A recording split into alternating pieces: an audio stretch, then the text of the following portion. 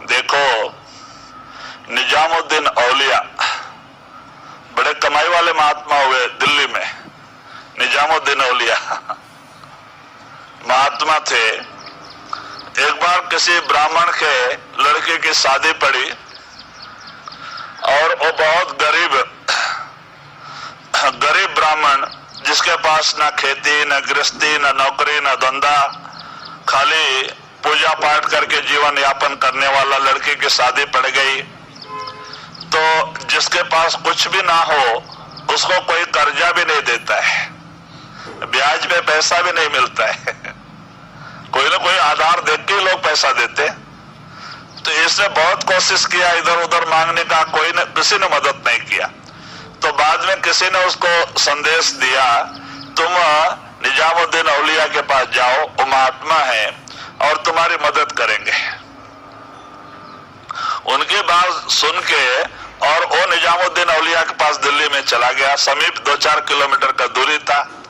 चला गया और जाके महाराज के चरणों में विनती किया कि महाराज ऐसी सी बात है, आप महात्मा हो, फकीर हो, मैं गरीब ब्राह्मण हूं, मेरी लड़की की शादी है, बहुत कोशिश किया, कहीं से पैसा मिला नहीं, आप दया करो, कुछ मदद दे दो, लड़की की शादी हो जाए। अब फकीर के पास धन कहां से आवे वो हमेशा मालिक की इबादत में बैठे थे। तो औलिया कहते हैं, भाई ठीक है, मैं भी तो तुम्हारे जैसा गरीब हूं, अगर कोई भगत कुछ लेके आता है उसी में जीवन हमारे कुछ भोजन करके भजन करता हूं, तो आप भी बैठो रहो हमारे साथ, आप आए हो, आपको खाली हाथ भेजना अच्छा नहीं है, आप 2-4 दिन रहो और जो भी कुछ भगत लोग कुछ सामान लेके आएंगे, कुछ दक्षिणा देंगे, हम आपको दे के भेज देंगे। वो ब्राह्मण आस लगा के 4 दिन रहा, देव संजोग से कोई भी आया नहीं जबकि कोई भी आया नहीं, दोनों को भोजन चलना भी बड़ा मुश्किल था। तो बाद में चौथे दिन ब्राह्मण कहता है, महाराज मैं लड़की की शादी निश्चय करके यहां बैठूंगा, मेरा काम कैसे चलेगा 4 दिन और भी 2 ही दिन बाकी है, आप दया करो, मुझे हुक्म दो, मैं जाता हूं, मेरा प्रारब्ध ऐसा है, खोटा है, जबकि 4 दिन हो गए, कोई आया नहीं, कुछ लेके आया नहीं, कुछ दिया नहीं, मेरा प्रारब्ध ऐसा है मैं जाता हूं। महाराज ने सोचा क्या करना, खाली हाथ भेजना भी अच्छा नहीं, तो कहते भाई क्या करना, मेरे पास तो कुछ है नहीं, अच्छा मेरा बूट ले जा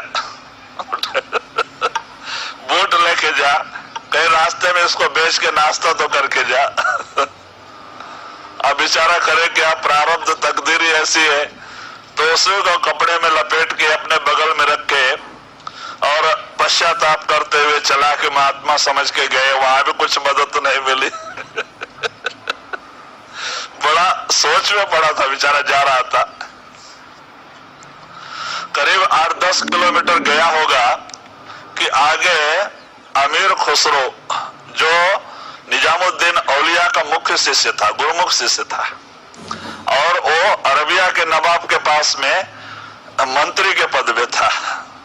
दोनों का आपस में खटपट हो गई थी और वो मंत्री पद को राजीनामा देके अपना सारा धन 17 ऊंट के ऊपर लाद के, और वहां अरबिया से एक ऊंट का क्या होता है, एक के पीछे एक बांध देते एक के पूंछ में एक ऊंट बांध देते और वो लाइन से आते रहते, पहला ऊंट पकड़ के जाते रहते, सब लाइन से आते रहते, कारवां ऐसे ही जाते रहते। तो वो 17 ऊंट धन अपना सारा ऊंट पे लाद करके लेके आ रहा था महाराज जी के आश्रम में रहने के लिए। बड़ा आदमी था वो। और जैसे ही वो ब्राह्मण के समीप आने लगा जंगल में, वैसे वैसे उसको पीर की खुशबू आने लगी, कुछ एक तरह का आनंद आने लगा। तो सोचता है कि ऐसा कोई पेड़ों में भी कोई फूल नहीं है जिससे कि हमारे दिमाग में आनंद महसूस हो, खुशी महसूस हो, और ये खुशबू कहां से आ रही वो ब्राह्मण जैसे जैसे नजदीक आ रहा है खुशबू ऐसे ऐसे बढ़ती जा रही, और ब्राह्मण उसके पास से पीछे चला गया तो खुशबू पीछे से आने लगी। तो वो दौड़ के जाकर उस ब्राह्मण का हाथ पकड़ लिया, कहता है महाराज आप कहां से आ रहे हैं? तो वो रो के कहने लगा क्या करना, मैं कोई महात्मा समझ के निजामुद्दीन औलिया के पास गया, मेरे लड़के की शादी है, कुछ मदद करेगा।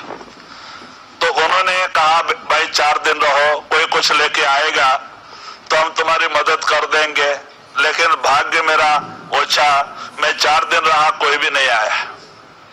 और मैं जब उनसे मोहलत लेके जाने लगा तो कहते अच्छा मेरा बूट लेके जाओ, कहीं किसी को बेच के नाश्ता तो करके जा।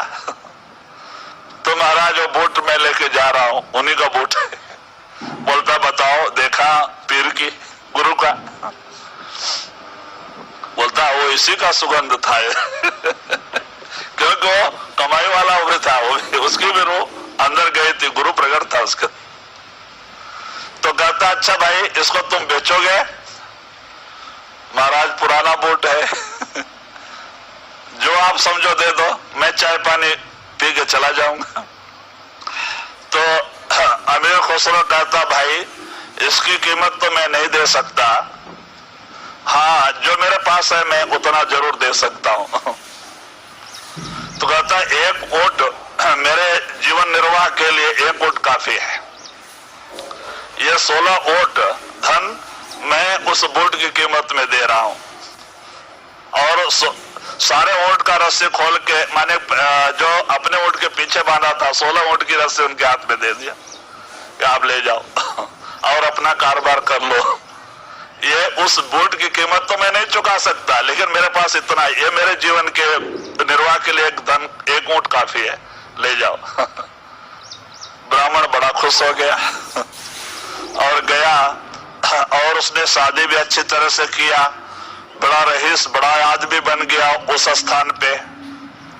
और जब निजामुद्दीन माने कि अमीर खुसरो अब उस बूट को उसी टॉवेल में लपेट के अपने सिर पे रख के बड़े प्रेम और प्यार से आया, हाथ पैर धोया, महाराज जी के दर्शन के लिए अंदर गया और जाके वो बूट खोल के उनके सामने रख दिया। तो वो देख के निजामुद्दीन औलिया हंसे, कहते अरे ये तुम्हें कहां मिल गया?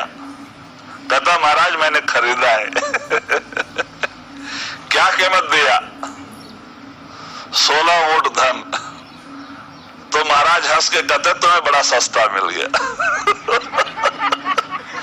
तुम्हें बड़ा सस्ता मिल गया।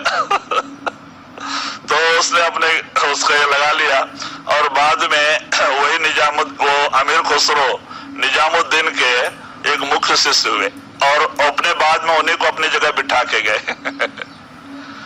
तो कहते भाई इस तरह से कहते जो गुरुमुख होते हैं उनको दुनिया की चीज की कदर नहीं, अपने गुरु की कदर